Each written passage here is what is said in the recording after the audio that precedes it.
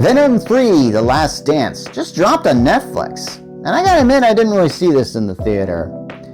Here's the thing about the Venom series.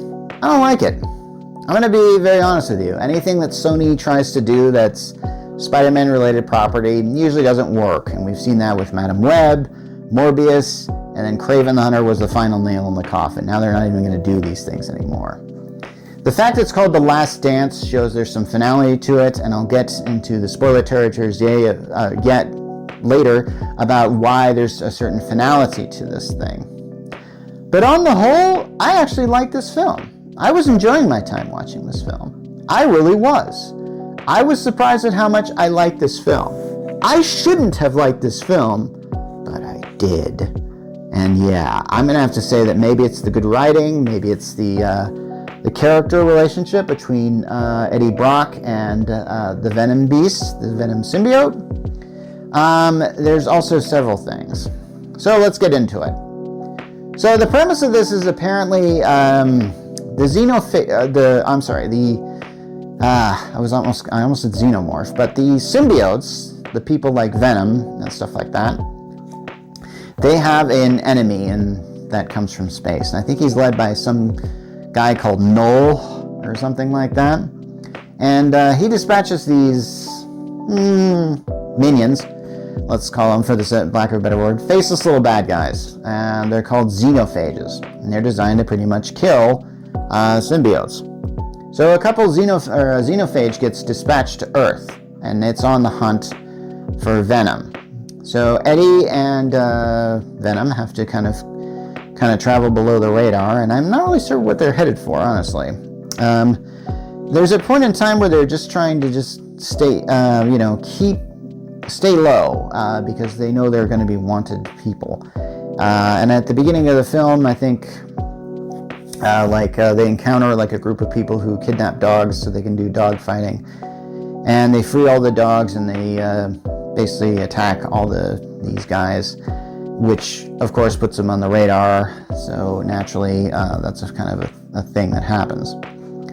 This film definitely has a lot more effects than I think the other two films did, and it goes to several other places. I have to admit, when I'm thinking of the first two Venom films, my mind is kind of drawing a blank. I seem to recall that it probably took place in San Francisco or something like that, and they just kind of stayed there, and yeah, this one they kind of go across the nation. In fact, there's a really great scene where they're in Vegas, or actually they're in Nevada. And the reason why they're so close to Nevada is it's apparently being announced that Area 51 has been closed. And if you know anything about movies in general, Area 51 is one of those things that just kind of shows up in a lot of things, where apparently we've got this alien technology or something like that. And then, of course, as it turns out, we actually are studying alien technology, and we're studying the symbiotes. So it kind of reminds me of I don't know. There's this episode of Kim Possible where they're talking about Area 51, and they're just like and the villain Dr. Dragon is like, Area 51, alien technology, yada yada yada yada yada. And I feel like we just kind of yada yada yada that, don't we? And and then I think in that episode of Kim Possible, the government talks about, we don't want our secrets discovered, and Ron Stoppable just says, "What secret? Everybody knows!" And that's and so in seeing this, yeah, everybody seems to know about this. And so while they're shutting this down, I think Juno Temple's in this movie, and she plays a scientist that's really interested in the symbiotes and is studying them very closely. And there's also this kind of, Eddie Brock is kind of trapped in the desert because he tries to hitch a ride on a plane, and that doesn't turn out very well. And by hitch a ride, I mean he's not flying on the plane, like he's as Venom hanging on the outside of the dang thing, which is kind of funny in a way. And then the xenophage attacks, and I'm glad it doesn't crash the plane. I mean, I kind of feel like we're seeing a lot of plane crashes these days, so I don't really want to see another one on film. Anyway, so yeah, I think they managed to jump off the plane or something like that. I don't remember how they survived, but anyway, so they get down there, and this is where they meet this family.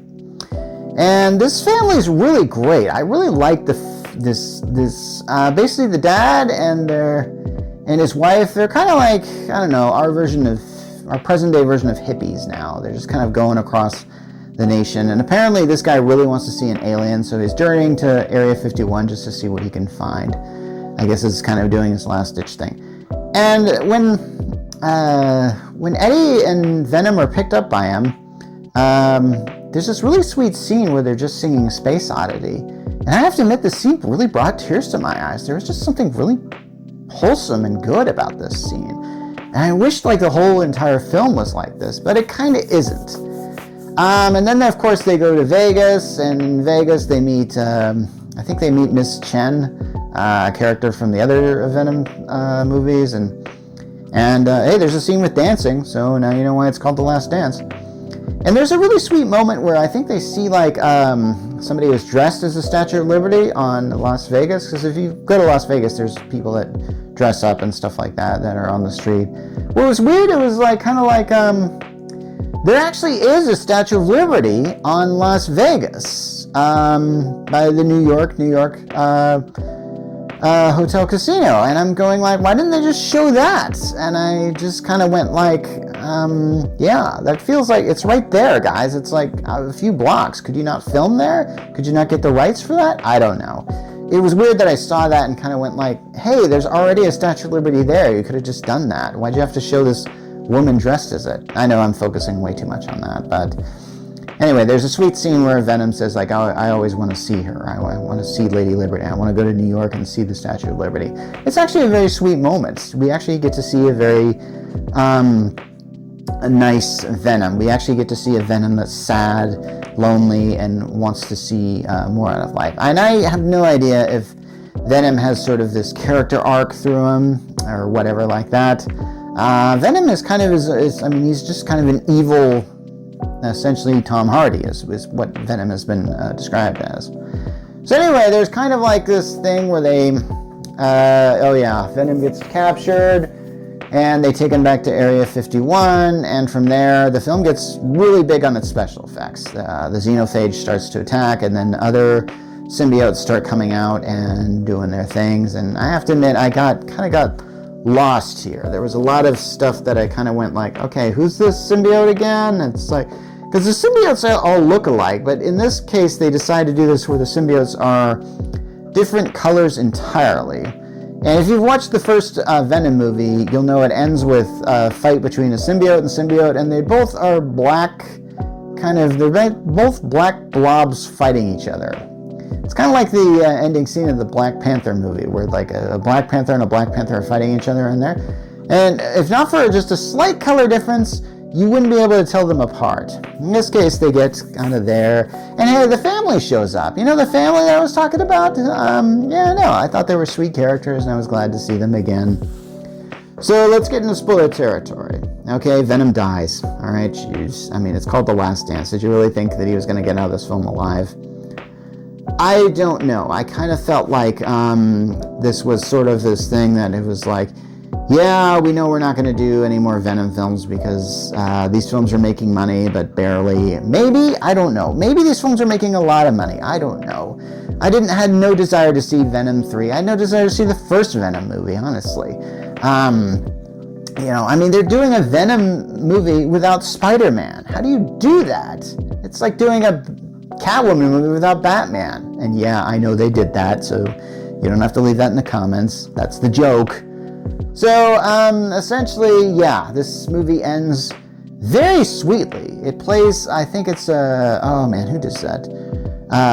Drinks Big Back All the Memories, that song. I forget the name of the artist who does that, but they play that while showing scenes from other Venom films. And I'm actually going like, wow, it actually kind of makes me want to watch the other Venom films because these guys did kind of have a relationship, and it's kind of sweet. And of course, at the end, he goes to see the Statue of Liberty, and he kind of wishes that Venom could be there with him. But of course, he's dead, so yeah. I think there's a post-credit sequence where Noel comes out and says, like, I'm gonna beat all the Venoms and stuff like that. And I guess you can ignore that. I don't think they're gonna ever do anything with that, so yeah. Anyway, you might like Venom 3, so yeah, see it!